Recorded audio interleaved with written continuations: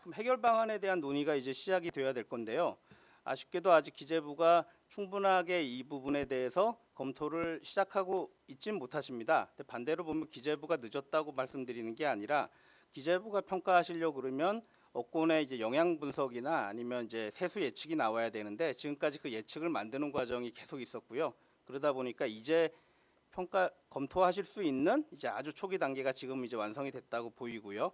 그러면 저희가 기재부가 어떤 입장을 취해야 되는지에 대해서 과거 사례를 한번 살펴보도록 하겠습니다. IFRS 최초 도입인 2010년도에 기재부는 원칙을 세 가지 발표하셨습니다. 근데 그 IFRS의 공정가치 평가는 원칙주의라는 거는 보험 계약인 IFRS 17에도 동일한 내용이 있기 때문에 그 원칙이 기재부가 설정한 게 지금도 유효하다고 저는 생각하고요. 첫 번째 원칙은 동일한 경제행위에 동일한 세부담 유지라는 부분이 있었습니다. 뭐 앞서 말씀드린 것처럼 상보와 성보가 IFRS 17을 도입해서 손익 효과가 정반대로 움직였다고 그 각각에 대한 세금 부담이 달라져야 된다는 부분은 동일 경제 행위가 현재도 있었는데 그 부분의 세부담이 달라진다는 건 이상한 것처럼 이 부분에 대해서는 무언가의 보완책이 마련이 돼야 된다라는 생각이고요.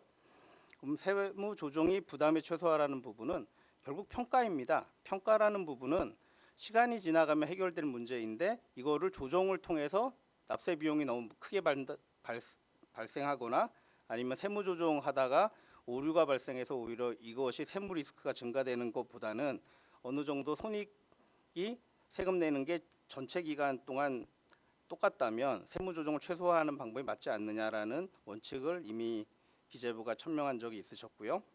그리고 세부담의 합당한 회계 처리는 이제 세부담이 증가하더라도 인정을 하되 일시적으로 늘어나는 부분은 이연 효과, 5년 안에 균등으로 삼각한다든지 등의 이제 처리 방법들을 제시한 적이 있었습니다.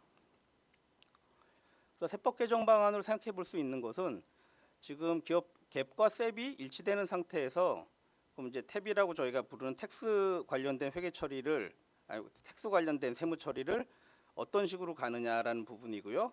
뭐 요약하면 IFRS4라는 현행 방법을 유지해 보자 아니면 17을 따라가자 둘 중에 하나가 될 텐데요. 결국 그 기재부가 개정 방안 설명했었던 사항들을 고려해서 생각해 볼 수 있는 방안을 그냥 러프하게 갈라보면 17 그냥 따라가자 아니면 현행 방법 유지하자 4를 유지하자 방안 3처럼 지금은 이 업권 간의 차이도 너무 크기 때문에 좀 더 시간을 갖고 그 추이를 볼 수 있는 기간 동안은 현행 세법을 유지하고 그게 어느 정도 안정화되면 그 다음에 이제 개정을 해보자는 유예한 정도를 생각해 볼 수 있겠고요. 저희가 이제 이 부분에 대한 디시전 트리를 한번 만들어 보았는데요.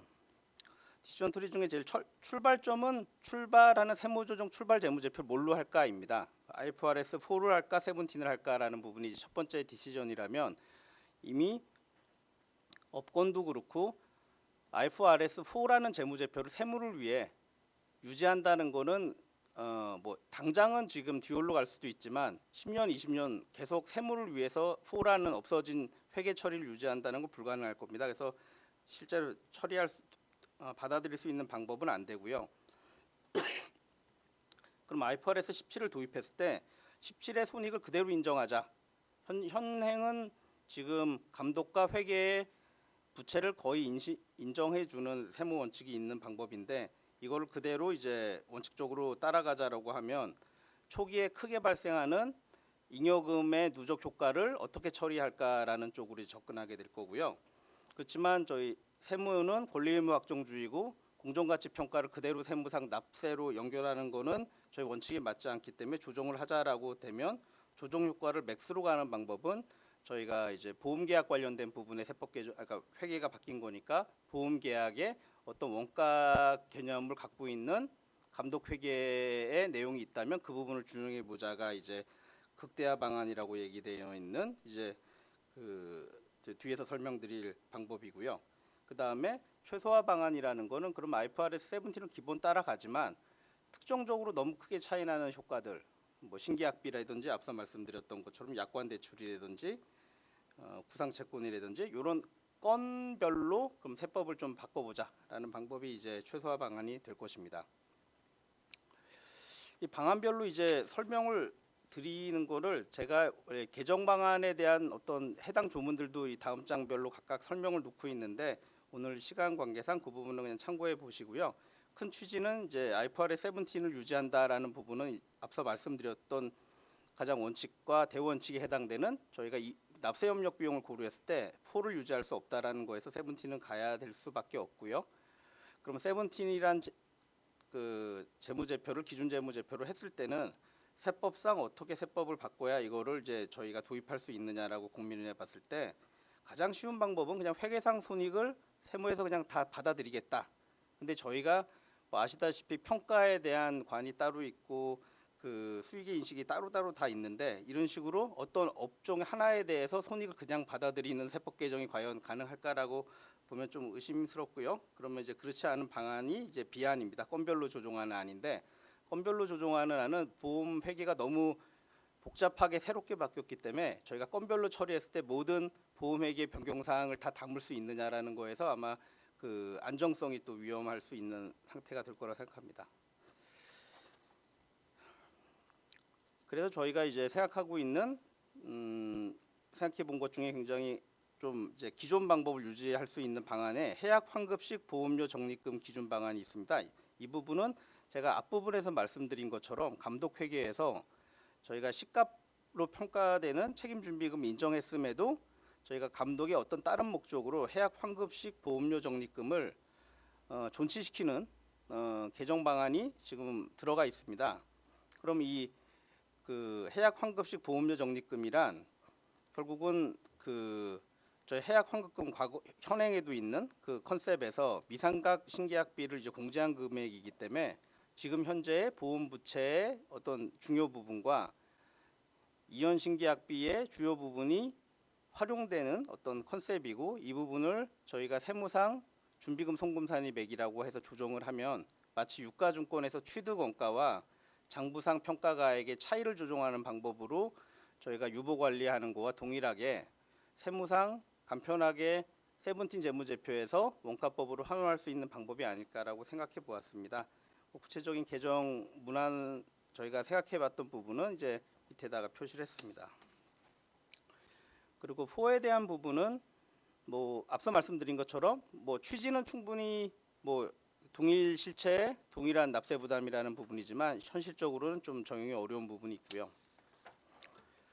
그리고 그 적용유예라는 부분이 중간인데 결국은 적용유예라는 부분에 대해서 결국은 도입돼야 될 제도이고 이 부분은 이제 뭐 몇 년 더 연기하면 이게 더 과연 좋아질 수 있느냐에 대해서 좀 논의들이 억권에서 다른 걸로 이해를 하고 있습니다.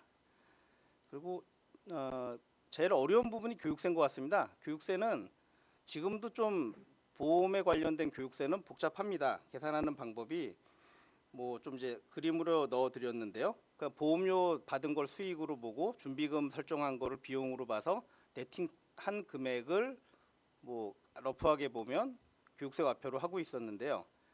지금 보면 IFRS 17이 도입되면 수취한 보험료 수익이 회계상 수익을 안 탑니다.